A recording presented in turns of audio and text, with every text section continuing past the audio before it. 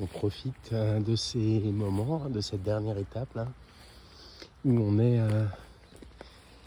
on est tous les deux encore. On a quand même passé beaucoup de temps tous les deux ou en tout petit groupe.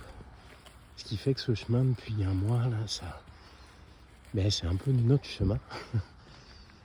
On a commencé tout seul, et puis ensuite au gré des rencontres avec Antoine, Amaury, Florence, David, Christopher et d'autres, on a partagé un peu de la marche. Mais somme toute, il y avait quand même très très peu de monde. Et on croisait très rarement de nouvelles personnes. Il y avait comme un petit groupe qui était sur le chemin. Et puis on se croisait, on s'entrecroisait. Mais ça restait un tout petit groupe. Et on commence à voir plus de monde. Hier on était 15 au gîte. On n'avait jamais été autant. Puis on sait qu'Ostabat, c'est le point de rencontre de 3 voies.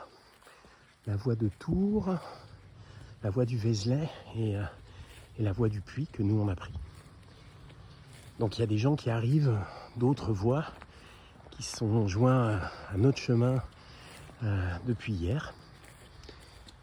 Il n'y en a pas beaucoup, mais il y en a. Et puis ensuite, une fois qu'on arrivera en Espagne, là déjà à Saint-Jean-Pied-de-Port, il y a énormément de personnes qui commencent le chemin à Saint-Jean. Il y a beaucoup de nationalités aussi, a priori. Et on voit que tout devient plus gros. Les gîtes là abritent probablement maximum 20-25 personnes en France. Et dès qu'on arrive à Roncevaux, on est sur des gîtes communaux de 100, 200, 300 personnes. Donc il va y avoir beaucoup plus de monde sur le chemin. Ça va être un peu moins intime, probablement. Donc on profite. On est tous les deux ce matin. Tous les autres pèlerins qui restaient au gîte sont soit devant, soit derrière. Tout le monde marche à peu près au même rythme. Donc on est dans notre petite fenêtre là, dans notre nature. Il n'y a pas de bruit. Il y a les cloches des animaux dans la montagne. Il y a les oiseaux. Il y a une poule ici et là. Et puis il y a nous deux.